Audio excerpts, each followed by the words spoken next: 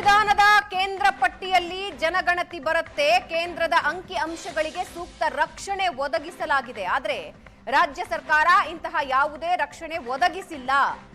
ಮಾಹಿತಿಯ ಖಾಸಗಿತನದ ಹಕ್ಕನ್ನ supreme court ಗುರುತಿಸಿದೆ.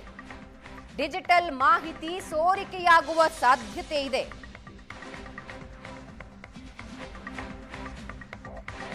KS Puttaswamy ಪ್ರಕರಣದ ತೀರ್ಪನ್ನ ಉಲ್ಲೇಖಿಸಿ ಅಶೋಕ್ ಹಾರ್ನಹಳ್ಳಿ ವಾದ ಮಂಡಿಸಿದ್ದಾರೆ. ಡಾಟಾ ದುರ್ಬಳಕೆ ಮಾಡಲ್ಲ ಅನ್ನೋದಕ್ಕೆ ಖಾತರಿ ಏನು ಅಂತ ಪ್ರಶ್ನೆ ಮಾಡಿದ್ದಾರೆ.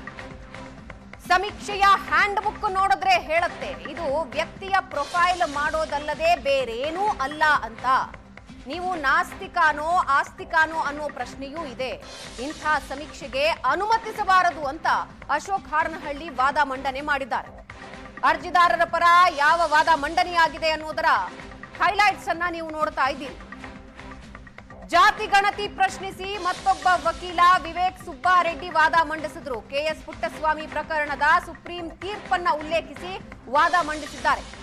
ಆಧಾರ್ ಕಾಯ್ದೆಗೆ ಸಂಬಂಧಿಸಿದ ಸುಪ್ರೀಂ ಕೋರ್ಟ್ ತೀರ್ಪನ್ನ ಉಲ್ಲೇಖಿಸಿದ್ದಾರೆ. ಅಗತ್ಯವಿರುವಷ್ಟು ಮಾತ್ರ ಅಂಕಿ ಅಂಶಗಳನ್ನ ಸಂಗ್ರಹಿಸಬಹುದು. ಆದರೆ ಸಂಗ್ರಹಿಸಿದ ಅಂಕಿ ಅಂಶದ ಸುರಕ್ಷತೆ ಬಗ್ಗೆ ಪ್ರಶ್ನೆಗಳಿವೆ. ಆದರೆ ಒಬ್ಬ ವ್ಯಕ್ತಿಯ ಸಂಪೂರ್ಣ ಹಿನ್ನೆಲೆಯನ್ನ ಪ್ರಶ್ನಿಸಲಾಗುತ್ತಿದೆ. ನಾಸ್ತಿಕನೋ ಅಲ್ಲವೋ ಅನ್ನೋ ಬಗ್ಗೆ ಪ್ರಶ್ನೆ ಕೇಳಲಾಗುತ್ತಿದೆ. ಅರ್ಜಿದಾರರ ಪರ ವಿವೇಕ್ ಸುಬ್ಬಾರೆಡ್ಡಿ ವಾದ ಮಂಡನೆ ಇದು. ಇನ್ನು 2002ರ ಸಮಯದಲ್ಲಿ ಕೇವಲ 207 ಜಾತಿಗಳಿದ್ವು. ಈಗ ಸಮೀಕ್ಷೆ ಹ್ಯಾಂಡ್ ಬುಕ್ ನಲ್ಲಿ 1561 ಜಾತಿಗಳ ಉಲ್ಲೇಖ ಇದೆ. ಜಾತಿಗಳ ಜೊತೆಗೆ ಕ್ರಿಶ್ಚಿಯನ್ ಸೇರಿಸಲಾಗಿದೆ. ಮುಖ್ಯ ಜಾತಿಯನ್ನ ಉಪಜಾತಿಯಾಗಿ ಸೃಷ್ಟಿಸಲಾಗಿದೆ ಅಂತ ವಾದ ಮಂಡನೆ ಮಾಡಿದ್ದಾರೆ. ಈ ಬಗ್ಗೆ ಇನ್ನಷ್ಟು ಡೀಟೇಲ್ಸ್ ನೀಡ್ತಾರೆ ನಮ್ಮ ಪ್ರತಿನಿಧಿ ಚೇತನ್ ಫೋನ್ ಇನ್ನಲ್ಲಿದ್ದಾರೆ. ಚೇತನ್, ನಿನ್ನೆಯೂ ವಾದ ಪ್ರತಿವಾದ ನಡೆದಿತ್ತು, ಇವತ್ತು ಕೂಡ ಮುಂದುವರೆದಿದೆ. ಪರ ಮತ್ತು ವಿರೋಧ ವಾದಗಳೇನೇನಾಗಿವೆ? ಭಾವನಾ, ಹೌದು. ಇದೀಗ ಅರ್ಜಿದಾರರ ಪರ ವಕೀಲರೇನಿದ್ದಾರೆ ಒಬ್ಬೊಬ್ಬರಾಗೆ ತಮ್ಮ ತಮ್ಮ ಆರ್ಗ್ಯುಮೆಂಟ್ಸ್ ಅನ್ನ ಮಾಡ್ತಿರೋವಂಥದ್ದು. ಅಂದ್ರೆ ವಾದವನ್ನ ಮಂಡಿಸೋದಕ್ಕಿಂತ ಮುಂಚೆ ಲಿಖಿತ ರೂಪದಲ್ಲಿ ಆ ಒಂದು ವಾದವನ್ನ ಹೈಕೋರ್ಟ್ಗೆ ಸಬ್ಮಿಟ್ ಸಹ ಮಾಡಿದ್ದಾರೆ. ಅದನ್ನ ಎಕ್ಸ್ಪ್ಲನೇಷನ್ ಕೂಡ ಮಾಡ್ತಿರೋವಂಥದ್ದು. ಸಾಕಷ್ಟು ಈ ಒಂದು ಸಮೀಕ್ಷೆಯಲ್ಲಿ ಸಾಕಷ್ಟು ಲೂಪ್ಹೋಲ್ಸ್ ಗಳಿದೆ. ಅದೆಲ್ಲವೂ ಕೂಡ ಮರೆ ಮಾಚಬೇಕು. ಮತ್ತೆ ಜನರ ಒಂದು ಡಾಟಾವನ್ನ ಅವರು ಗೊತ್ತಿಲ್ದಂಗೆ ಸಂಗ್ರಹವನ್ನ ಮಾಡ್ತಾ ಇದ್ದಾರೆ. ಅದು ಬೇರೆಯವರಿಗೆ ಒಂದು ನಕಲಾಗುವಂತಹ ಒಂದು ಸಾಧ್ಯತೆಯೇ ಸಹ ಇರುವಂತದ್ದು. ಆ ಒಂದು ಡಾಟಾವನ್ನ ಬೇರೆ ಇನ್ನಿತರರು ಕೂಡ ಬಳಸ್ಕೊಳ್ಳುವಂತಹ ಎಲ್ಲಾ ಸಾಧ್ಯತೆಯೇ ಸಹ ಇದೆ ಅಂತ ಅಂದ್ಬಿಟ್ಟು ಸಾಕಷ್ಟು ಒಂದು ಆರ್ಗ್ಯುಮೆಂಟ್ಸ್ ಅನ್ನ ಅರ್ಜಿದಾರರ ಪರ ವಕೀಲರು, ಎಲ್ಲ ಅರ್ಜಿಗಳ ಒಂದು ಪರ ವಕೀಲರೇನಿದ್ದಾರೆ ಅವರು ಇದೀಗ ವಾದವನ್ನ ಮಂಡಿಸ್ತಿರುವಂತದ್ದು. ಅಂದ್ರೆ ಡಾಟಾ ದುರ್ಬಳಕೆ ಆಗೋದಿಲ್ಲ ಅನ್ನೋದಕ್ಕೆ ಏನ್ ಖಾತ್ರಿ? ಅದಲ್ದಿರ ಸಮೀಕ್ಷೆಯ ಹ್ಯಾಂಡ್ ಬುಕ್ ನೋಡಿದ್ರೆ ಒಂದು ವ್ಯಕ್ತಿಯ ಪ್ರೊಫೈಲ್ ಮಾಡೋದಲ್ದಿರ ಅದಲ್ಲಿ ನೀವು ನಾಸ್ತಿಕನೋ ಆಸ್ತಿಕನೋ ಅನ್ನೋಂತಹ ಒಂದು ಪ್ರಶ್ನೆ ಇದೆ. ಇಂತಹ ಒಂದು ಸಮೀಕ್ಷೆಗೆ ಒಂದು ಅನುಮತಿ ಕೊಡ್ಬೇಕಾ ನೀವು ಅನ್ನೋ ಒಂದು ವಾದವನ್ನ ಅಶೋಕ್ ಹಾರ್ನಹಳ್ಳಿ ಅವರು ಕೂಡ ಮಾಡಿರುವಂತದ್ದು. ಇದೀಗ ವಿವೇಕ್ ಸುಬ್ಬಾರೆಡ್ಡಿ ಅವರು ತಮ್ಮ ಆರ್ಗ್ಯುಮೆಂಟ್ಸ್ ಅನ್ನ ಶುರು ಮಾಡಿದ್ದಾರೆ. ಅಂದ್ರೆ ಬೇರೆ ಬೇರೆ ಈ ಹಿಂದೆ ಇದ್ದಂತಹ ಒಂದು ಪ್ರಕರಣಗಳಂದ್ರೆ ಬೇರೆ ಬೇರೆ ಹೈಕೋರ್ಟ್ ಗಳಲ್ಲಿರ್ಬೋದು ಮತ್ತೆ ಸುಪ್ರೀಂ ಕೋರ್ಟ್ ನಲ್ಲಿ ಈ ರೀತಿಯಾದಂತಹ ಒಂದು ಸಮೀಕ್ಷೆಗಳ ಈ ಹಿಂದೆ ನಡೆದಂತಹ ಒಂದು ಆರ್ಗ್ಯುಮೆಂಟ್ಸ್ ಅನ್ನು ಕೂಡ ಇಲ್ಲಿ ಉಲ್ಲೇಖವನ್ನ ಮಾಡ್ಲಾಗ್ತಾ ಇದೆ. ಅಂದ್ರೆ ಆಧಾರ್ ಕಾಯ್ದೆಗೆ ಸಂಬಂಧಿಸಿದ ಸುಪ್ರೀಂ ಕೋರ್ಟ್ ತೀರ್ಪು ಏನಿತ್ತು ಈ ಹಿಂದೆ ಅದನ್ನು ಕೂಡ ವಿವೇಕ್ ಸುಬ್ಬಾರೆಡ್ಡಿ ಅವರು ಓದ್ತಿರುವಂತದ್ದು. ಅಂದ್ರೆ ಒಬ್ಬ ವ್ಯಕ್ತಿಯ ಸಂಪೂರ್ಣವಾದಂತಹ ಮಾಹಿತಿಯನ್ನ ರಾಜ್ಯ ಸರ್ಕಾರ ಸಂಗ್ರಹ ಮಾಡ್ತಾ ಇದೆ. ಈ ಒಂದು ಮಾಹಿತಿ ಸೋರಿಕೆ ಆಗೋದಿಲ್ಲ ಅನ್ನೋದಕ್ಕೆ ಏನ್ ಗ್ಯಾರಂಟಿ ಇದೆ? ಅದಲ್ದಿರ 2002ರಲ್ಲಿ ಜನಗಣತಿ ಪ್ರಕಾರ ಅಂದ್ರೆ ಅಫಿಷಿಯಲ್ ಡಾಟಾ ಪ್ರಕಾರ 207 ಜಾತಿಗಳಿದ್ವು. ಆದ್ರೆ ಈ ಒಂದು ಏನು ಶೈಕ್ಷಣಿಕ ಮತ್ತು ಸಾಮಾಜಿಕ ಸಮೀಕ್ಷೆ ಅಂತ ಇವ್ರು ಏನ್ ಹೇಳ್ತಾ ಇದ್ದಾರೆ, ಇದರಲ್ಲಿ 1561 ಜಾತಿಗಳನ್ನ ಉಲ್ಲೇಖ ಮಾಡಲಾಗಿದೆ. ಅದಲ್ದಿರ ಪ್ರಮುಖ ಜಾತಿಗಳ ಪಕ್ಕದಲ್ಲಿ ಕನ್ವರ್ಟ್ ಕ್ರಿಶ್ಚಿಯನ್ ಮತಕ್ಕೆ ಯಾರಾದ್ರೂ ಕನ್ವರ್ಟ್ ಆಗಿದ್ರೆ ಆ ಒಂದು ಅಂಶವನ್ನು ಕೂಡ ಇಲ್ಲಿ ಉಲ್ಲೇಖವನ್ನ ಮಾಡಿರುವಂತದ್ದು. ಅಂದ್ರೆ ಉದಾಹರಣೆಗೆ ಬ್ರಾಹ್ಮಣ ಕ್ರಿಶ್ಚಿಯನ್ ಇರ್ಬೋದು, ಕುರುಬ ಕ್ರಿಶ್ಚಿಯನ್ ಇರ್ಬೋದು, ಒಕ್ಕಲಿಗ ಕ್ರಿಶ್ಚಿಯನ್ ಇರ್ಬೋದು, ಹೀಗೆ ಸಾಕಷ್ಟು ಜಾತಿಗಳನ್ನ ಉಪಜಾತಿಗಳನ್ನಾಗಿ ಇಲ್ಲಿ ಸೃಷ್ಟಿಸಲಾಗಿದೆ. ಹೀಗಾಗಿ ಇಂತಹ ಒಂದು ಸಮೀಕ್ಷೆಗೆ ಕೋರ್ಟ್ ಪರ್ಮಿಷನ್ ಅನ್ನ ಕೊಡಬಾರದು ಅನ್ನೋ ಒಂದು ಆರ್ಗ್ಯುಮೆಂಟ್ಸ್ ಆಗ್ತಿರುವಂತದ್ದು. ಅದಲ್ದಿರ ಎಲ್ಲವೂ ಕೂಡ ಅವೈಜ್ಞಾನಿಕವಾಗಿ ಜಾತಿಗಳನ್ನ ಒಡೆಯುವಂತಹ ಒಂದು ಪ್ರಯೋಗವನ್ನ ಈ ಹಿಂದುಳಿದ ವರ್ಗಗಳ ಆಯೋಗ ಏನಿದೆ ಇದು ಮಾಡ್ತಿರುವಂತದ್ದು. ಅದಲ್ದಿರ ಇಂತಹ ಒಂದು ಸಮೀಕ್ಷೆಗೆ ಸುಮಾರು 420 ಕೋಟಿಯನ್ನ ಖರ್ಚು ಮಾಡ್ಲಾಗ್ತಾ ಇದೆ. ಇಲ್ಲಿ ಕಂಪ್ಲೀಟ್ಲಿ ವಿವೇಚನೆಯನ್ನ ಬಳಕೆ ಮಾಡ್ಲಾಗ್ತಾ ಇಲ್ಲ. ಉಪಜಾತಿಯನ್ನ ಸೃಷ್ಟಿಸಿ ಜನರಲ್ಲಿ ಗೊಂದಲವನ್ನ ಮಾಡ್ತಾ ಇದ್ದಾರೆ. ಮತ್ತೆ ಬೇರೆ ಬೇರೆ ಈ ಹಿಂದೆ ಜಾತಿ ವಿಚಾರದಲ್ಲಿ ಏನು ಒಂದಷ್ಟು ವರದಿಗಳು ಮತ್ತೆ ಸಮಿತಿಗಳು ಏನ್ ಜಾರಿಯಾಗಿತ್ತು, ಅಂದ್ರೆ ಉದಾಹರಣೆಗೆ ಕಾಂತರಾಜ ಸಮಿತಿ ವರದಿ ಆಗಿರ್ಬೋದು, ಆ ವರದಿಯನ್ನು ಕೂಡ ಜಾರಿ ಮಾಡಿಲ್ಲ. SC/ST ಗಣಿತದಾಗಿ ಮತ್ತು ಪ್ರತ್ಯೇಕ ಸಂಶಯ ಅಂದ್ರೆ ಇಡೀ ಈ ಒಂದು ಸಮೀಕ್ಷೆ ಏನಿದೆ ಕೇವಲ SC/ST ಗಣತಿಗೆ ಮತ್ತೆ ಹಿಂದುಳಿದ ವರ್ಗಗಳ ಸಮೀಕ್ಷೆಗೆ ಪ್ರತ್ಯೇಕವಾದಂತಹ ಒಂದು ಸಮೀಕ್ಷೆ ಮಾಡುವಂತಹ ಅಗತ್ಯವಿರ್ಲಿಲ್ಲ, ಎಲ್ಲವನ್ನು ಕೂಡ ಮಾಡಬಹುದಿತ್ತು ಅನ್ನೋದನ್ನ ವಾದವನ್ನ ಇಲ್ಲಿ ವಿವೇಕ್ ಸುಬ್ಬಾರೆಡ್ಡಿ ಅವರು ಮಾಡ್ತಿರುವಂತದ್ದು. ಕಂಪ್ಲೀಟ್ ಆಗಿ ಇದು ರಾಜಕೀಯ ಉದ್ದೇಶಕ್ಕೆ ಬಳಸೋದಕ್ಕೆ ಈ ರೀತಿಯಾದಂತಹ ಒಂದು ಜಾತಿಯ ಮಾಹಿತಿಗಳನ್ನ ಸಂಗ್ರಹವನ್ನ ಮಾಡ್ಲಾಗ್ತಾ ಇದೆ ಅನ್ನೋ ಒಂದು ವಾದವನ್ನ ಅವರು ಮಾಡಿರುವಂತದ್ದು. ಅದಲ್ದಿರ ಈ ಹಿಂದೆ ಮಧ್ಯಾಹ್ನ 2:30 ಸುಮಾರಿಗೆ ಈ ಒಂದು ವಾದ ಪ್ರತಿವಾದ ನಡೀತಿತ್ತು, ನಿನ್ನೆಯೂ ಕೂಡ ಆಯ್ತು. ಎಲ್ಲವೂ ಕೂಡ ತಮ್ಮ ಏನ್ ಅರ್ಜಿಯನ್ನ ಹಾಕೊಂಡಿದ್ದಾರೆ ಆ ಅರ್ಜಿಯಲ್ಲಿ ಯಾವ ರೀತಿ ಒಂದು ಲೂಪ್ ಹೋಲ್ಸ್ ಗಳಿದೆ, ಪ್ರಾಪರ್ ಟ್ರೈನಿಂಗ್ ಇಲ್ಲ, ಯಾವುದೇ ಒಂದು ಅಂಗನವಾಡಿ ಟೀಚರ್ ಇರ್ಬೋದು ಶಿಕ್ಷಕರನ್ನ ಬಳಸ್ಕೊಳ್ಳಲಾಗ್ತಾ ಇದೆ ಅನ್ನೋದ್ರ ಬಗ್ಗೆ ಮಾಹಿತಿ ಇದೆ. ಅದಲ್ಲದೆ ಅಗ್ನಿಶಾಮಕ ಇಲಾಖೆ ಸಿಬ್ಬಂದಿಯನ್ನು ಕೂಡ ಈ ಒಂದು ಸಮೀಕ್ಷೆಗೆ ಬಳಸ್ಕೊಳ್ಳಲಾಗ್ತಿದೆ ಅನ್ನೋದ್ರ ಬಗ್ಗೆನೂ ಕೂಡ ಮಾಹಿತಿ ಇರುವಂತದ್ದು. ಅವ್ರಿಗೆ ಯಾವುದೇ ರೀತಿಯಾದಂತಹ ಒಂದು ಪ್ರಾಪರ್ ಟ್ರೈನಿಂಗ್ ಇಲ್ಲ, ಮನೆಗ್ ಬರ್ತಾರೆ, ಒಂದು ಸ್ಟಿಕ್ಕರ್ ಅನ್ನ ಅಂಟಿಸಿ ಹೋಗ್ತಾರೆ, ಇಲ್ಲಿ ಸಮೀಕ್ಷೆ ನಡೆದಿದೆ ಅನ್ನೋದನ್ನ. ಎಷ್ಟೋ ಜನ ಮನೆಯಲ್ಲೇ ಇರೋದಿಲ್ಲ.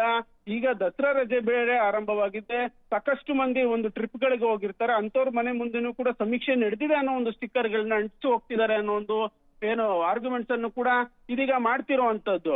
ಈಗ ಯಾವ ರೀತಿ ಒಂದು ಸರ್ಕಾರದ ಪರ ವಕೀಲರು ಮತ್ತೆ ಹಿಂದುಳಿದ ವರ್ಗಗಳ ಆಯೋಗದ ಪರ ವಕೀಲರು ಯಾವ ರೀತಿ ಒಂದು ಆರ್ಗ್ಯುಮೆಂಟ್ಸ್ ಅನ್ನ ಪ್ರತಿವಾದವನ್ನ ಇಲ್ಲಿ ಮಾಡ್ತಾರೆ ಅನ್ನೋದನ್ನ ಇಲ್ಲಿ ಕಾದ್ ನೋಡ್ಬೇಕಾಗತ್ತೆ. ಸದ್ಯಕ್ಕೆ ಇಡೀ ಒಂದು ಏನ್ ಪ್ರಕರಣ ಏನಿದೆ ಇದ್ರಲ್ಲಿ ಯಾವ ರೀತಿ ಈ ಒಂದು ಸಮೀಕ್ಷೆಯಲ್ಲಿ ಲೂಪ್ ಹೋಲ್ಸ್ ಇದೆ, ಸಾಕಷ್ಟು ಲೂಪ್ ಹೋಲ್ಸ್ ಏನಿದೆ, ಆ ಒಂದು ಲೂಪ್ ಹೋಲ್ಸ್ ಗಳನ್ನ ಎತ್ತಿ ಅರ್ಜಿದಾರರ ಪರ ವಕೀಲರು ಹೈಕೋರ್ಟ್ಗೆ ಮನವರಿಕೆಯನ್ನ ಮಾಡುವಂತ ನಿಟ್ಟಿನಲ್ಲಿ ತಮ್ಮ ವಾದವನ್ನ ಮಂಡಿಸ್ತಿರುವಂತದ್ದು. ಏನಾಗುತ್ತೆ ಏನೋ ಅನ್ನೋದನ್ನ ಕಾದ್ ನೋಡ್ಬೇಕಾಗತ್ತೆ. ಇದೀಗ ಬರ್ತಿರುವಂತ ಮಾಹಿತಿ ಪ್ರಕಾರ ರಾಜ್ಯ ಸರ್ಕಾರದ ಪರವಾಗಿ ಅಭಿಷೇಕ್ ಮನು ಸಿಂಘ್ವಿ ಅವರು ಕೂಡ ವಾದವನ್ನ ಈಗಷ್ಟೇ ಒಂದು ಆರಂಭವನ್ನ ಮಾಡಿರುವಂತದ್ದು. ಅಂದ್ರೆ ಇಲ್ಲಿವರೆಗೂ ಕೂಡ ಏನು ಬ್ರಾಹ್ಮಣ ಸಂಘ ಮತ್ತೆ ಒಕ್ಕಲಿಗರ ಸಂಘ ಅರ್ಜಿಗಳೇನಿದೆ, ಅರ್ಜಿದಾರರ ಪರ ವಕೀಲರು ಬೇರೆ ಬೇರೆ ಏನ್ ಹಾಕೊಂಡಿದ್ರು ಅವರೆಲ್ಲರೂ ಕೂಡ ತಮ್ಮ ಆರ್ಗ್ಯುಮೆಂಟ್ಸ್ ಅನ್ನ ಮುಗಿಸಿದ್ರು. ಇದೀಗ ರಾಜ್ಯ ಸರ್ಕಾರದ ಪರವಾಗಿ ಅಭಿಷೇಕ್ ಮನು ಸಿಂಘ್ವಿ ಅವರು ತಮ್ಮ ವಾದವನ್ನ ಮಾಡ್ತಾ ಇದ್ದಾರೆ. ಇದು ಯಾವುದೇ ರೀತಿಯಾದಂತ ಅಂದ್ರೆ ಅವರ ವಾದಕ್ಕೆ ಇವರ ಪ್ರತಿವಾದ ಏನಂತಂದ್ರೆ ನಾವು ಯಾವುದೇ ರೀತಿಯಲ್ಲೂ ಕೂಡ ಜನಗಣತಿಯನ್ನ ಮಾಡ್ತಿಲ್ಲ,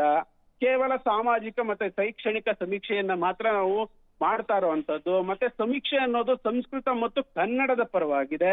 ಅದಲ್ದಿರ ಅರ್ಜಿದಾರರ ವಾದದ ಪ್ರಕಾರ ಎಲ್ಲಾ ಜಾತಿಯನ್ನ ಪತ್ತೆ ಮಾಡಲಾಗುತ್ತೆ ಅನ್ನೋದ್ರನ್ನು ಕೂಡ ಇಲ್ಲಿ CJ ಅವರು ಕೂಡ ಈ ಮಧ್ಯದಲ್ಲಿ ಪ್ರವೇಶ ಮಾಡಿ CJ ಅವರು ಕೂಡ ಆರ್ಗ್ಯುಮೆಂಟ್ಸ್ ಅನ್ನ ಮಾಡ್ತಿರುವಂತದ್ದು. ಒಂದ್ ಕಡೆ ಏನ್ ರಾಜ್ಯ ಸರ್ಕಾರ ನಡೆಸ್ತಿರುವಂತಹ ಪರವಾಗಿ ಅಂದ್ರೆ ಅಭಿಷೇಕ್ ಮನು ಸಿಂಘ್ವಿ ಅನ್ನೋ ವಾದವನ್ನ ಮಂಡಿಸ್ತಿದ್ರೆ CJ ಅವರು ಕೂಡ ಮಧ್ಯಪ್ರವೇಶ ಮಾಡಿ ಅರ್ಜಿದಾರರ ಏನು ಆರ್ಗ್ಯುಮೆಂಟ್ಸ್ ಏನಿದ್ರು ಅದಕ್ಕೆ ತಮ್ಮ ಏನು ಅವರ ಒಂದು ಪ್ರತಿವಾದವನ್ನ ಇಲ್ಲಿ ಸೇರಿಸ್ತಿರುವಂತದ್ದು. ಸದ್ಯಕ್ಕೆ ಸಾಕಷ್ಟು ವಾದ ಪ್ರತಿವಾದ ಇದಾಗಿದೆ. ಏನ್ ಇವತ್ತು ಒಂದು ತೀರ್ಪು ಬರುತ್ತೆ ಅನ್ನೋದನ್ನ ಕಾದ್ ನೋಡ್ಬೇಕಾಗತ್ತೆ. ಒಂದ್ ವೇಳೆ ಏನಾದ್ರು ವಿಚಾರಣೆ ಮುಂದೂಡುತ್ತಾ ಅಥವಾ ಮಧ್ಯಂತರ ತಡೆ ಅಂದ್ರೆ ಇದೀಗ ನಡೀತಿರುವಂತಹ ಸರ್ಕಾರ ಹೇಳ್ತಿರುವಂತಹ ಸಾಮಾಜಿಕ ಶೈಕ್ಷಣಿಕ ಸಮೀಕ್ಷೆಗೆ ಏನಾದ್ರು ಮಧ್ಯಂತರ ತಡೆ ಏನಾದ್ರು ಕೊಡುತ್ತಾ ಇಲ್ವಾ ಅನ್ನೋದು ಸಹಜವಾಗಿ ಕುತೂಹಲವನ್ನ ಮೂಡಿಸಿರುವಂತದ್ದು.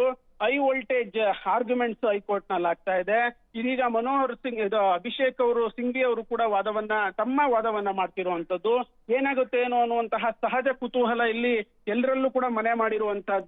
ಭಾವನಾ, ಚೇತನ್, ಇದರಲ್ಲಿ ಪ್ರಮುಖವಾಗಿ ಸಾಮಾಜಿಕವಾಗೂ ದೊಡ್ಡ ಚರ್ಚೆಗೆ ಕಾರಣ ಆಗಿರುವಂತಹ ವಿಷಯ, ಹಾಗೆ ಅರ್ಜಿದಾರರ ಪರ ಹಿರಿಯ ವಕೀಲ ವಿವೇಕ್ ರೆಡ್ಡಿ ತೆಗೆದಿರುವ ವಾದ, ಅಂಕಿಅಂಶಗಳ ಸಂಗ್ರಹಕ್ಕೂ ಪ್ರತ್ಯೇಕ ಕಾಯ್ದೆ ಇದೆ. ಆ ಕಾಯ್ದೆಯಲ್ಲಿ ರಾಜ್ಯಕ್ಕೆ ಅಂಕಿಅಂಶ ಸಂಗ್ರಹಿಸುವ ಅಧಿಕಾರ ಇಲ್ಲ ಅನ್ನೋದರ ಜೊತೆಗೆ ಬಣಜಿಗ ಕ್ರಿಶ್ಚಿಯನ್, ಬೆಸ್ತರು ಕ್ರಿಶ್ಚಿಯನ್, ಬ್ರಾಹ್ಮಣ ಕ್ರಿಶ್ಚಿಯನ್, ಚೆರೋಡಿ ಕ್ರಿಶ್ಚಿಯನ್, ದೇವಾಂಗ ಕ್ರಿಶ್ಚಿಯನ್, ಈ ರೀತಿ 35ರಿಂದ 40 ಧರ್ಮ ಮಿಶ್ರಿತ ಜಾತಿಗಳನ್ನ ಗುರುತಿಸಿರೋದು. ಸಹಜವಾಗೇ ಸರ್ಕಾರದ ವಿರುದ್ಧ ಹಲವು ಆರೋಪಗಳು, ಆಕ್ರೋಶಗಳು ವ್ಯಕ್ತವಾಗಿದ್ವು. ಈಗ ನ್ಯಾಯಾಲಯದಲ್ಲೂ ಕೂಡ ವಕೀಲರು ಈ ವಾದ ಮಂಡಿಸ್ತಾ ಇದ್ದಾರೆ.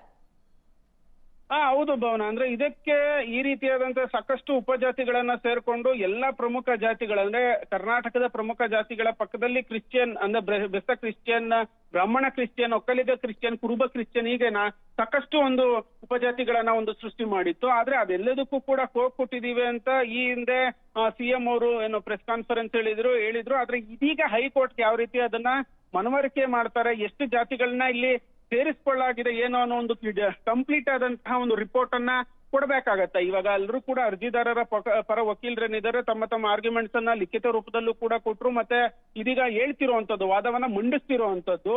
ಹೀಗಾಗಿ ಇವರು ರಾಜ್ಯ ಸರ್ಕಾರದ ಪರ ವಕೀಲರು ಯಾವ ರೀತಿ ಒಂದು ಆರ್ಗ್ಯುಮೆಂಟ್ಸ್ ಅನ್ನ ಮಾಡ್ತಿದ್ದಾರೆ ಅನ್ನೋದನ್ನ ಇಲ್ಲಿ ನೋಡ್ಬೇಕಾಗತ್ತೆ. ಅಂದ್ರೆ ಕರ್ನಾಟಕದಲ್ಲಿ ಇದೇ ಫಸ್ಟ್ ಟೈಮ್ ಏನು ನಾವು ಸಮೀಕ್ಷೆಯನ್ನ ಮಾಡ್ತಿಲ್ಲ.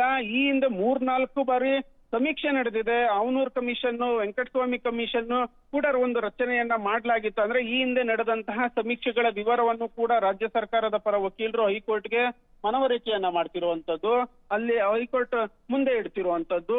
ಟೋಟಲಿ ಈ ಒಂದು ಆರ್ಗ್ಯುಮೆಂಟ್ಸ್ ಏನಿದೆ ಎಲ್ಲದಕ್ಕೂ ಕೂಡ ಪ್ರತಿವಾದವನ್ನ ಸಿದ್ಧತೆಯನ್ನ ಇವರು ಮಾಡ್ಕೊಂಡಿರೋಂತಿದೆ. ಅವರು ಕೂಡ ಆರ್ಗ್ಯುಮೆಂಟ್ಸ್ ಅನ್ನ ಮಾಡ್ತಿರುವಂತದ್ದು. ಜನಗಣತಿಗೂ ಸರ್ವೆಗೂ ಸಾಕಷ್ಟು ವ್ಯತ್ಯಾಸ ಇದೆ. ವ್ಯತ್ಯಾಸ ಏನಿದೆ ಇದ್ರ ಬಗ್ಗೆ ಏನಾದ್ರು ಒಂದು ಕ್ಲಾರಿಟಿ ಕೊಡಿ ಅಂತ ಅನ್ಬಿಟ್ಟು ಈ ವೇಳೆ ಹೈಕೋರ್ಟ್ ಮಧ್ಯಪ್ರವೇಶಿಸಿ ಅವರನ್ನ ಕೇಳ್ತು. 7 ಕೋಟಿ ಜನರನ್ನ ಜಾತಿಯಾಗಿ ಏನು ಜನಗಣತಿಯನ್ನ ಮಾಡ್ಲಾಗ್ತಾ ಇದ್ಯಾ, ಹೀಗೆ ಅಂದ್ರೆ ಹೈಕೋರ್ಟ್ಗೆ ಒಂದಷ್ಟು ಪ್ರಶ್ನೆಗಳಿರ್ತವೆ. ಅದೆಲ್ಲವನ್ನೂ ಕೂಡ ಸಿಜೆ ಮತ್ತು ಏನು ರಾಜ್ಯ ಸರ್ಕಾರದ ಪರ ವಕೀಲ ಅಭಿಷೇಕ್ ಸಿಂಘಿ ಅವರ ಹತ್ರ ಕೇಳ್ತಿರುವಂತದ್ದು. ಇದಕ್ಕೆ ಎಲ್ಲಾ ರೀತಿಯಲ್ಲೂ ಕೂಡ ಇವರು ಆರ್ಗ್ಯುಮೆಂಟ್ಸ್ ಅನ್ನ ತಮ್ಮ ಆರ್ಗ್ಯುಮೆಂಟ್ಸ್ ಅನ್ನ ಮಾಡ್ತಿರುವಂತದ್ದು. ಅಂದ್ರೆ ಇಲ್ಲಿ ಕಂಪ್ಲೀಟ್ ಆಗಿ ರಾಜ್ಯ ಸರ್ಕಾರದ ಪರ ವಕೀಲರ ಮಾತೇನಂದ್ರೆ ಇದು ಗಣತಿಯಲ್ಲ, ಕೇವಲ ಸಮೀಕ್ಷೆ ಅನ್ನೋದು. ಆದ್ರೆ ಸಮೀಕ್ಷೆ ಆದ್ರೂ ಕೂಡ ಜನರ ಒಂದು ಏನು ಡಾಟಾಗಳನ್ನ ಸಂಗ್ರಹ ಮಾಡ್ಲಾಗ್ತಾ ಇದೆ. ಸಾಕಷ್ಟು ಒಂದು ಲೂಪ್ ಹೋಲ್ಸ್ ಇದೆ. ಇಲ್ಲಿ ಯಾವುದೇ ರೀತಿಯ ಪ್ರಾಪರ್ ಟ್ರೈನಿಂಗ್ ಆಗಿಲ್ಲ. ಸಾಕಷ್ಟು ಜಾತಿಗಳನ್ನ ಬೇಕು ಅಂತ ಸೇರಿಸಲಾಗಿದೆ. ಈ ಒಡೆದು ಆಳುವಂತಹ ನೀತಿಯನ್ನ ಸರ್ಕಾರ ಅನುಸರಿಸ್ತಿದೆ ಅನ್ನೋದು ಅರ್ಜಿದಾರ ಪರ ವಕೀಲರ ಒಂದು ಮಾತಾಗಿರುವಂತದ್ದು. ಸದ್ಯಕ್ಕೆ ಹೀಟ್ ಆರ್ಗ್ಯುಮೆಂಟ್ಸ್ ಹೈಕೋರ್ಟ್ ನಲ್ಲಿ ನಡೀತಿರುವಂತದ್ದು. ಏನಾಗುತ್ತೆ ಅನ್ನೋದನ್ನ ಇಲ್ಲಿ ಕಾದ್ ನೋಡ್ಬೇಕಾಗತ್ತೆ. ಆದ್ರೆ ಈ ಆಧಾರದಲ್ಲಿ ಮಧ್ಯಂತರ ತಡೆಯನ್ನ ನೀಡಬಾರದು. ಅಂದ್ರೆ ಇದೀಗ ನಿನ್ನೆಯಿಂದ ಅಂದ್ರೆ ಸೋಮವಾರದಿಂದ ಸಮೀಕ್ಷೆ ನಡೀತಾ ಇದೆ, ಅದು ಹಾಗೆ ನಡೀಲಿ, ಅದಕ್ಕೆ ಯಾವುದೇ ರೀತಿಯಾದಂತ ತಡೆಯನ್ನ ನೀಡಬೇಡಿ ಅಂತ ಅನ್ಬಿಟ್ಟು ಸಿಂಘ್ವಿ ಅವರು ವಾದವನ್ನ ಮಾಡ್ತಿರುವಂತದ್ದು. ಇಲ್ಲಿ ಸಮೀಕ್ಷೆಯನ್ನ ಮಾಡೋದಕ್ಕೆ ರಾಜ್ಯ ಸರ್ಕಾರಕ್ಕೆ ಅಧಿಕಾರ ಇದೆಯಾ ಅನ್ನೋ ಒಂದು ಪ್ರಶ್ನೆಯನ್ನು ಕೂಡ ಹೈಕೋರ್ಟ್ ಮುಂದೆ ಇಟ್ಟಿದೆ. ಅಂದ್ರೆ ತಡೆಯಾಜ್ಞೆ ನೀಡಿದ್ರೆ ಬೇರೆ ರೀತಿಯಾದಂತ ಒಂದು ಪರಿಣಾಮಗಳು ಇಲ್ಲಿ ಬೀರುತ್ತೆ ಅನ್ನೋದು ಸಿಂಘಿ ಅವರ ಆರ್ಗ್ಯುಮೆಂಟ್ಸ್ ಆಗಿರುವಂತದ್ದು. ಸದ್ಯಕ್ಕೆ ಏನಾಗುತ್ತೆ ಅನ್ನೋ ಒಂದು ಅಂದ್ರೆ ಈ ಹಿಂದೆ ರಾಜ್ಯ ಸರ್ಕಾರಕ್ಕೆ ಮಾಡಬಹುದು ಈ ರೀತಿಯಾದಂತಹ ಒಂದು ಸಮೀಕ್ಷೆಯನ್ನ ಅನ್ನೋದಿದ್ರೆ ಯಾವ ರೀತಿ ಅದಕ್ಕೆ ಒಂದಷ್ಟು ದಾಖಲೆಗಳು ಅಥವಾ ಈ ಹಿಂದೆ ನಡೆದಂತಹ ಒಂದು ಸಮೀಕ್ಷೆಗಳು ಎಲ್ಲವನ್ನೂ ಕೂಡ ಉದಾಹರಣೆ ಕೊಡಿ ಅಂತ ಅನ್ಬಿಟ್ಟು ಹೈಕೋರ್ಟ್ ಕೂಡ ಕೇಳ್ತಿರುವಂತದ್ದು. ಹೀಗಾಗಿ ಆರ್ಗ್ಯುಮೆಂಟ್ಸ್ ಮುಂದುವರೆದಿರುವಂತದ್ದು. ಭಾವನಾ, ಎಸ್, ಇದರ ಜೊತೆಗೆ ಕಳೆದ ಬಾರಿಯ ಸಮೀಕ್ಷೆ ಏನಾಗಿದೆ, ಅದರ ಬಗ್ಗೆ ಸರ್ಕಾರ ನಿರ್ಧಾರ ಏನ್ ತಗೊಂಡಿದೆ ಅನ್ನೋದು ಇದರ ಬಗ್ಗೆ ಯಾವುದೇ ಕ್ಲಾರಿಟಿ ಇಲ್ಲ. ಅದನ್ನ ಕೂಡ ವಾದದಲ್ಲಿ ಮೆನ್ಷನ್ ಮಾಡಲಾಗಿದೆ. ಅಂದ್ರೆ ಇದು ಏನು 1 ಲಕ್ಷ 2 ಲಕ್ಷದಲ್ಲಿ ನಡೆದ ಸಮೀಕ್ಷೆ ಆಗಿರ್ಲಿಲ್ಲ. 150 ಕೋಟಿ ರೂಪಾಯಿಗಳ ಬಳಕೆ ಆಗಿತ್ತು. ಅದಾದ್ಮೇಲೆ ಇವಾಗ 420 ಕೋಟಿ ರೂಪಾಯಿಗಳ ವೆಚ್ಚದಲ್ಲಿ ಜಾತಿ ಗಣತಿ ಅನ್ನೋದಕ್ಕೆ ಮುಂದಾಗಿದೆ ಸರ್ಕಾರ. ಹೌದು ಭಾವನೆ. ಯಾಕಂದ್ರೆ ಈ ಹಿಂದೆ ಏನು ಜಾತಿ ಗಣತಿ ಮಾಡ್ಲಾಗಿತ್ತು ಅಂದ್ಬಿಟ್ಟು ಮುಂದೆ ಒಂದಷ್ಟು ವರದಿಗಳು ಕೂಡ ಬಂದಿತ್ತು. ಅದಕ್ಕೂ ಕೂಡ ಸಾಕಷ್ಟು ಒಂದು 120 ಕೋಟಿಗೂ ಅಧಿಕ ಅಮೌಂಟ್ ಅನ್ನ ಖರ್ಚು ಮಾಡಿ ಒಂದು ಸರ್ಕಾರ ಜಾತಿ ಗಣತಿಯನ್ನ ಮಾಡಿತ್ತು.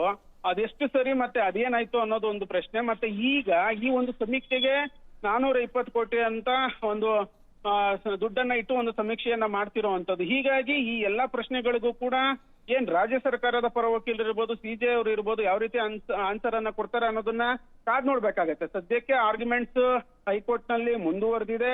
ಒಂದು ಸಮೀಕ್ಷೆಯನ್ನ ಮಾಡೋದಕ್ಕೆ ರಾಜ್ಯ ಸರ್ಕಾರಕ್ಕೆ ಅಧಿಕಾರ ಇದೆಯಾ, ಇದ್ರೆ ಯಾವ ರೀತಿ ಯಾವ ರೀತಿ ಒಂದು ಕಾನ್ಸ್ಟಿಟ್ಯೂಷನ್ ಅಲ್ಲಿ ಯಾವ ರೀತಿ ಅದಕ್ಕೆ ಅಧಿಕಾರ ಇದೆ ಅನ್ನೋದ್ರ ಬಗ್ಗೆ ಒಂದು ಎಕ್ಸ್ಪ್ಲನೇಷನ್ ಕೊಡಿ ಅಂತ ಅನ್ಬಿಟ್ಟು ಹೈಕೋರ್ಟ್ ಕೂಡ ಕೇಳಿರುವಂತದ್ದು. ಹೀಗಾಗಿ ಈ ನಿಟ್ಟಿನಲ್ಲಿ ಸಿಂಘ್ವಿ ಅವರು ಕೂಡ ವಾದವನ್ನ ಮಾಡ್ತಿರುವಂತದ್ದು. ಮತ್ತೆ ಸಿಜೆ ಅವರು ಕೂಡ ಒಂದಷ್ಟು ಆರ್ಗ್ಯುಮೆಂಟ್ಸ್ ಯಾವ ರೀತಿ ಒಂದು ಚಾನ್ಸಸ್ ಇದೆ, ಒಂದ್ ವೇಳೆ ಅಧಿಕಾರ ಇದೆ ಅನ್ನೋದಾದ್ರೆ ಕಾನ್ಸ್ಟಿಟ್ಯೂಷನ್ ಅಲ್ಲಿ ಯಾವ ರೀತಿ ಒಂದು ಪಾಸಿಬಿಲಿಟೀಸ್ ಇದೆ ಅನ್ನೋದನ್ನು ಕೂಡ ಮನವರಿಕೆ ಮಾಡುವಂತ ನಿಟ್ಟಿನಲ್ಲಿ ಅವರು ಕೂಡ ಪ್ರತಿವಾದವನ್ನ ಮಾಡ್ತಾ ಇದ್ದಾರೆ. ಒಟ್ಟಾರೆಯಾಗಿ ಹೇಳ್ಬೇಕಂದ್ರೆ ವಾದ ಪ್ರತಿವಾದ ಎರಡೂ ಕೂಡ ಆಗ್ತಾ ಇದೆ. ಇದಕ್ಕೆ ಒಂದು ಅರ್ಜಿದಾರರ ಪರ ವಕೀಲರು ಯಾವ ರೀತಿ ಅಬ್ಜೆಕ್ಷನ್ ಆಗ್ತಾರೆ, ಬೇರೆ ಬೇರೆ ಉದಾಹರಣೆಯನ್ನ ಕೊಟ್ಟು ಅವರು ಸಾಕಷ್ಟು ಒಂದು ಆರ್ಗ್ಯುಮೆಂಟ್ಸ್ ಅನ್ನ ಮಾಡಿರುವಂತದ್ದು. ಹೀಗಾಗಿ ಇವತ್ತು ಏನಾಗುತ್ತೆ ಅನ್ನೋ ಸಹಜ ಒಂದು ಕುತೂಹಲ ಇಲ್ಲಿ ನಮ್ಗೆ ಕಾಣಿಸ್ತಿರುವಂತದ್ದು. ಅದಲ್ದಿರ ಅಂಕಿ ಅಂಶಗಳನ್ನ ಸಂಗ್ರಹಿಸಿ ಸರ್ಕಾರ ಯೋಜನೆಗಳನ್ನ ರೂಪಿಸುತ್ತೆ. ಅಂದ್ರೆ ಇನ್ನೊಂದು ಈ ರೀತಿ ಸಮೀಕ್ಷೆಯನ್ನ ಮಾಡಿ ಯಾರ್ಯಾರು ಎಷ್ಟೆಷ್ಟು ಜನ ಇದ್ದಾರೆ ಏನು ಅನ್ನೋದ್ರ ಬಗ್ಗೆ ಒಂದು ಮಾಹಿತಿಯನ್ನ ತಗೊಂಡು ಅಂತವ್ರಿಗೋಸ್ಕರ ಸಾಮಾಜಿಕವಾಗಿ ಶೈಕ್ಷಣಿಕವಾಗಿ ಹಿಂದುಳಿದವ್ರಿಗೋಸ್ಕರ ನಾವು ಯೋಜನೆಗಳನ್ನ ರೂಪಿಸ್ತೀವಿ ಅನ್ನೋದು ಸರ್ಕಾರದ ಪರ ವಕೀಲರ ಒಂದು ಮಾತಾಗಿರುವಂತದ್ದು. ಯಾವುದೇ ರೀತಿಯಾದಂತ ಪ್ರಾಪರ್ ಅಂಕಿ ಅಂಶ ಇಲ್ಲದೆ ಕಲ್ಯಾಣಕಾರಿ ಯೋಜನೆಗಳನ್ನ ರೂಪಿಸೋದಕ್ಕೆ ಆಗೋದಿಲ್ಲ. ಹೀಗಾಗಿ ಒಳ್ಳೆ ಯೋಜನೆಗಳನ್ನ, ಕಲ್ಯಾಣ ಯೋಜನೆಗಳನ್ನ ಮಾಡೋದಕ್ಕೆ ಈ ಒಂದು ಸಮೀಕ್ಷೆ ಅತ್ಯಗತ್ಯ ಅನ್ನೋದು ಸಿಂಘ್ವಿ ಅವರ ವಾದವಾಗಿರುವಂತದ್ದು. ಹೀಗಾಗಿ ಚೇತನ್ ಸಿಂಘ್ವಿ ಅವರ ವಾದ ನಾವು ನೋಡ್ತಾ ಇದ್ದೀವಿ. ಸರ್ಕಾರ ನಡೆಸ್ತಾ ಇರೋದು ಸಾಮಾಜಿಕ ಮತ್ತು ಶೈಕ್ಷಣಿಕ ಸಮೀಕ್ಷೆ ಅಂತಿದ್ದಾರೆ. ಸಮೀಕ್ಷೆ ಅನ್ನೋದು ಸಂಸ್ಕೃತ ಮತ್ತು ಕನ್ನಡದ ಪದ ಅಂತ ಕೂಡ ಸಿಂಘ್ವಿ ವಾದ ಮಂಡಿಸ್ತಾ ಇದ್ದಾರೆ. ಆದ್ರೆ ಪ್ರಶ್ನೆ ಇರೋದು 60 ಪ್ರಶ್ನೆಗಳನ್ನ ಜನರನ್ನ ಕೇಳಲಾಗ್ತಾ ಇದೆ. ಅವರ ಆಧಾರ್ ಕಾರ್ಡ್ಗಳ ಡೇಟಾಗಳನ್ನ ಬಳಸ್ಕೊಳ್ಳಾಗ್ತಾ ಇದೆ. ಅವರು ನಾಸ್ತಿಕರೋ ಆಸ್ತಿಕರೋ ಧರ್ಮದ ಡಾಟಾ ಬಳಸ್ಕೊಳ್ಳಾಗ್ತಾ ಇದೆ. ಅಂದ್ರೆ ಧರ್ಮದ ಇನ್ಫಾರ್ಮೇಶನ್ ಕಲೆಕ್ಟ್ ಮಾಡ್ಲಾಗ್ತಾ ಇದೆ, ಜಾತಿಯ ಇನ್ಫಾರ್ಮೇಶನ್ ಕಲೆಕ್ಟ್ ಮಾಡ್ಲಾಗ್ತಾ ಇದೆ. ಸೊ ಈ ಎಲ್ಲ ವಿಷಯದ ಮೇಲೆ ಸರ್ಕಾರದ ನಿಲುವೇನು, ಸರ್ಕಾರದ ವಾದ ಏನಾಗ್ತಿದೆ? ಹೌದು ಭವನ, ಇದನ್ನ ಇಲ್ಲಿ ನೋಡ್ಲೇಬೇಕಾಗತ್ತೆ. ಅಂದ್ರೆ ಕೇವಲ ಸಾಮಾಜಿಕ ಶೈಕ್ಷಣಿಕ ಸಮೀಕ್ಷೆ ಅಂತ ಅಂದ್ಬಿಟ್ಟು ಸಾಕಷ್ಟು ಒಂದು ವೈಯಕ್ತಿಕ ಮಾಹಿತಿಯನ್ನು ಕೂಡ ಇಲ್ಲಿ ಕಲೆಕ್ಟ್ ಮಾಡ್ಲಾಗ್ತಾ ಇದೆ. ಅಂದ್ರೆ ಆಧಾರ್ ಕಾರ್ಡ್ ಇರ್ಬೋದು, ವೈಯಕ್ತಿಕ ಹೌದು, ಜಾತಿ ಹೌದು, ಧರ್ಮ ಹೌದು. ಹೌದೌದು, ಅಂದ್ರೆ ಆಧಾರ್ ಕಾರ್ಡ್ ಇರುವಂತಹ ಒಂದಷ್ಟು ಡಾಟಾಗಳನ್ನು ಕೂಡ ಮಾಹಿತಿಯನ್ನ ಸಂಗ್ರಹ ಮಾಡ್ತಾ ಇದ್ದಾರೆ. ಅಂದ್ರೆ ಇದು ಎಕ್ಸಾಕ್ಟ್ ಆಗಿ ಏನನ್ನ ಸಂಗ್ರಹ ಮಾಡ್ತಾ ಇದ್ದಾರೆ ಅಂದ್ರೆ ಪ್ರತಿ ಒಂದು ಸಮೀಕ್ಷೆಯಲ್ಲಿ 60 ಪ್ರಶ್ನೆಗಳು, ಆ ಒಂದು ಪ್ರಶ್ನೆಗಳು ಯಾವ್ದ್ಯಾವ್ದು, ಅದು ಈ ಒಂದು ಸಾಮಾಜಿಕ ಶೈಕ್ಷಣಿಕ ಸಮೀಕ್ಷೆಗೆ ಅಗತ್ಯ ಇದೆಯಾ ಇಲ್ವಾ ಅನ್ನೋ ಒಂದಷ್ಟು ಪ್ರಶ್ನೆಗಳನ್ನು ಕೂಡ ಇದೀಗ ಹೈಕೋರ್ಟ್ ಕೇಳ್ತಿರುವಂತದ್ದು. ಇದಕ್ಕೂ ಕೂಡ ರಾಜ್ಯ ಸರ್ಕಾರದ ಪರ ವಕೀಲರು ಯಾವ ರೀತಿ ಒಂದು ಉತ್ತರವನ್ನ ಕೊಡ್ತಾರೆ ಅನ್ನೋದನ್ನ ಕಾದ್ ನೋಡ್ಬೇಕಾಗತ್ತೆ. ಕೇವಲ ಸಾಮಾಜಿಕ ಶೈಕ್ಷಣಿಕವಾಗಿ ಹಿಂದುಳಿದವ್ರಿಗೆ ಒಳ್ಳೆ ಯೋಜನೆಗಳನ್ನ ರೂಪಿಸೋದಕ್ಕೆ ನಾವು ಸಮೀಕ್ಷೆ ಮಾಡ್ತಿದೀವಿ ಅಂತ ರಾಜ್ಯ ಸರ್ಕಾರ ಹೇಳಿದ್ರು ಕೂಡ ವೈಯಕ್ತಿಕ ಮಾಹಿತಿ ವಾಪಸ್ ಬರ್ತೀನಿ ಚೇತನ್.